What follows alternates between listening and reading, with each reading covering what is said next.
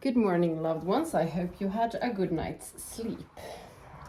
I'm still struggling with this sinus infection that is not very kind to me, but I'm sure that eventually we'll get friends again, me and my nostril area.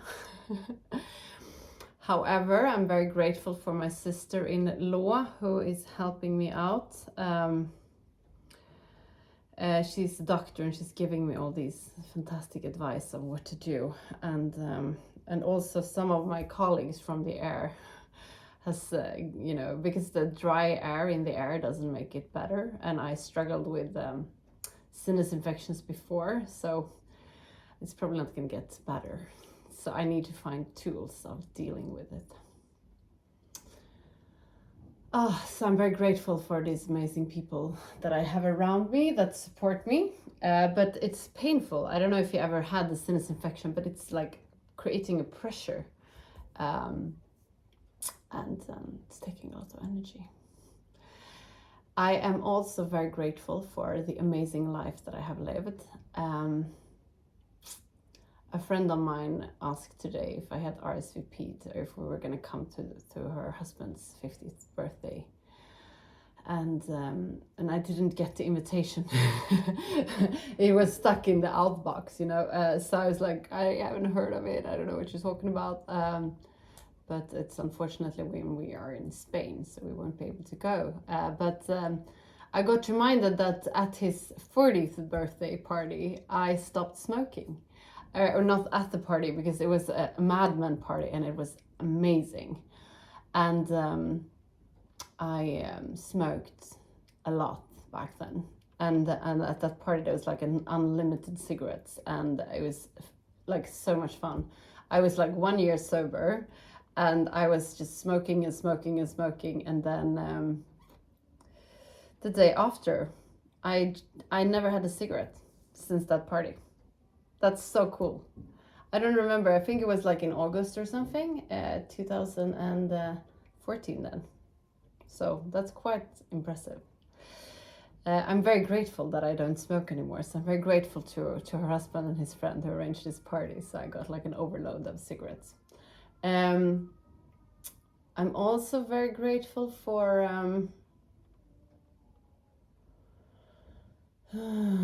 for summer. Today it's raining a little bit, but it's quite nice because it's been this pressing heat, like really strong and hard. So it's quite nice with a little bit of emptying of the air. I don't know how to say that, or evening out the air pressure. So it's actually quite nice with some rain. I had an amazing day with my daughter today. She joined me for a meeting, and she behaved exceptionally. I am so proud of her. And then we went to this place that she loves. And she had like an absolute blast. And it's so amazing to do things with her and see the world through her eyes. She's extremely curious. She climbs everything. I think if I let her, she'll become an amazing climber.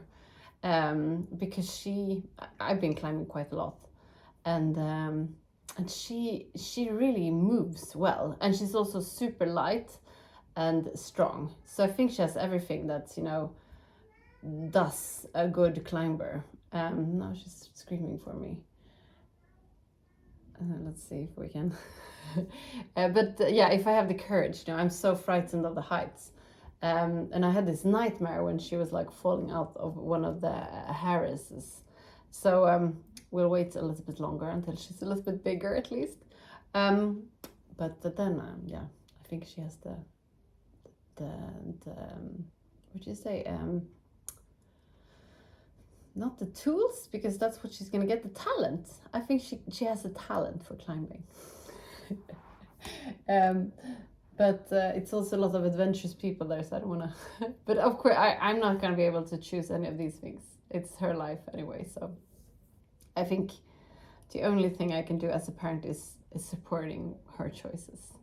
She's also very curious about horseback riding, and I did horseback riding for 8 years when I was a kid, but I'm quite frightened of the horses. I think they're really big, and I don't connect that well with them. You know, like it's not my favorite animal, and I don't feel really safe with them. And I think maybe it's because of those 8 years of being in a school, riding school, where the horses were a little, you know, nasty, because they were treated, you know, as they were. So, so I'm hoping that she won't become a girl, horse girl. But I also know that I have absolutely nothing to say, and I will be a sucker and just do anything she wants. But I also love that with having kids, because I need to push my own boundaries, you know, to support them, to not show fear, to not, you know, put any value in things. Like, it's quite interesting, I think. But yeah, we'll see. However, we're gonna do some yoga. Get down on your sitting bones and straighten your back up.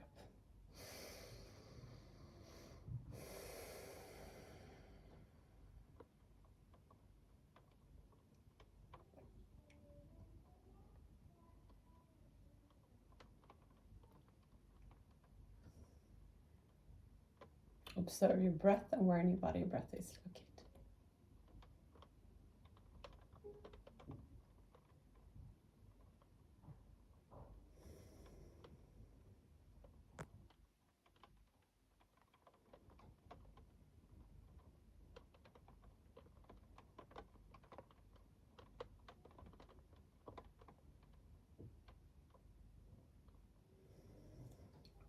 We're gonna do the breath of fire. We do it by pushing our belly button towards the spine, quick and hard.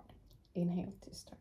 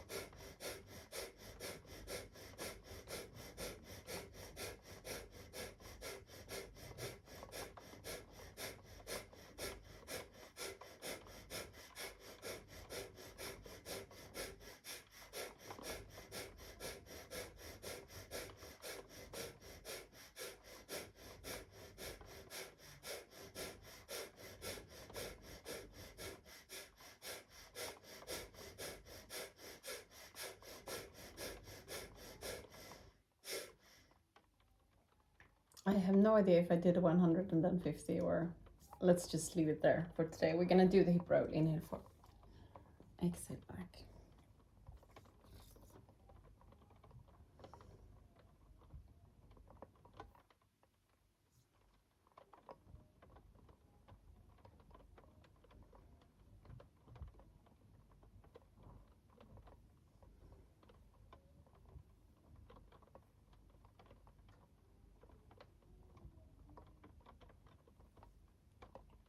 She's always singing like these Astrid Lindgren songs. And I'm so happy for it because it reminds me so much about my childhood. So today we were going in this train, and there's one story called The Brothers Lionheart, where they both die and end up in this country called Nangiala. And now, you know, in a mother's perspective, I'm like devastated for their mom, who loses both her sons, because one of them is really, really sick as the younger brother, and then his older brother saves him from a burning house and dies. And now, you know, oh, just talking about him, oh, so emotional.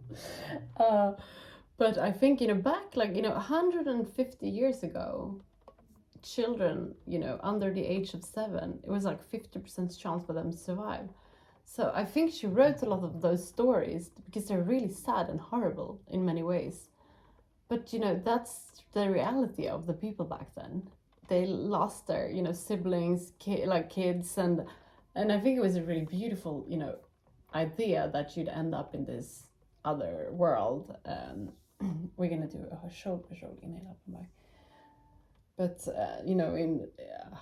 it's just devastating to think of losing your children like that.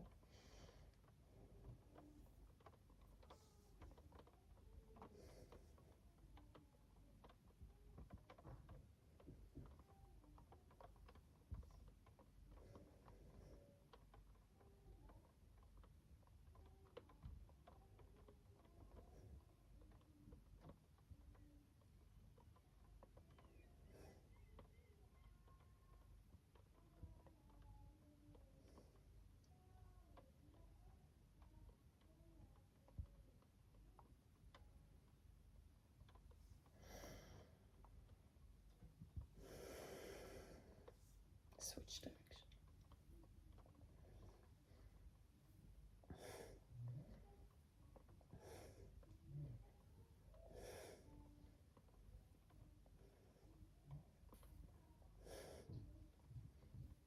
Beautiful. Place the soles of your feet together, straighten up your back, and lean forward in the butterfly.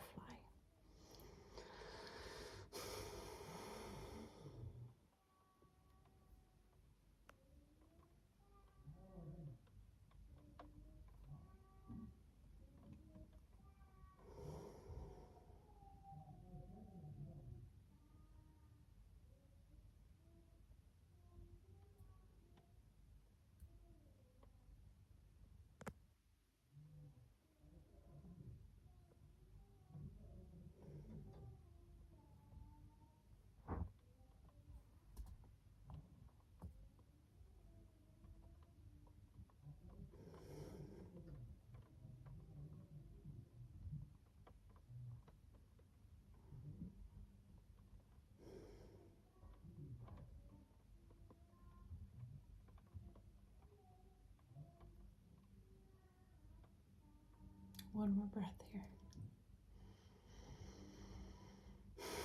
Inhale, come up and come back to Taylor's position. We're gonna finish with a short meditation. Close your eyes, focus on the area between your eyebrows, the third eye looking inwards. Let your third eye lead you to the area around your heart. In this area, you find an inner room where you're gonna spend some time just for yourself. There's nothing that has been and nothing that will come. It's only you in this very moment.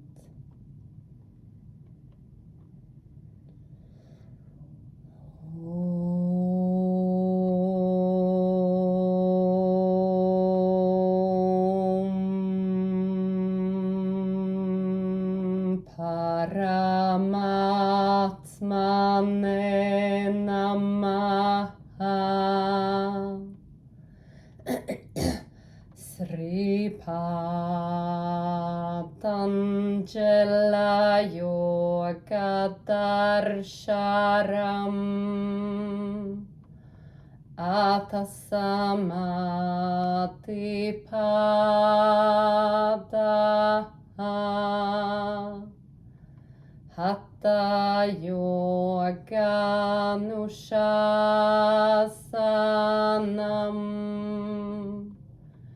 Yoga Chitta Vritti Nirodha Tata Drashtu Sarube Vashtanam Vritti Sarubhya Mittanastra Vrittaya Panjataya Klishta Klishta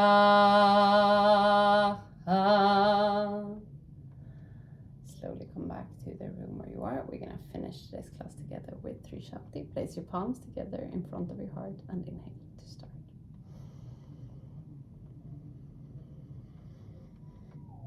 Shanti,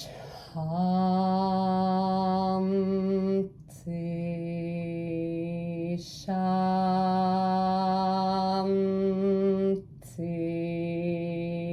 Shanti.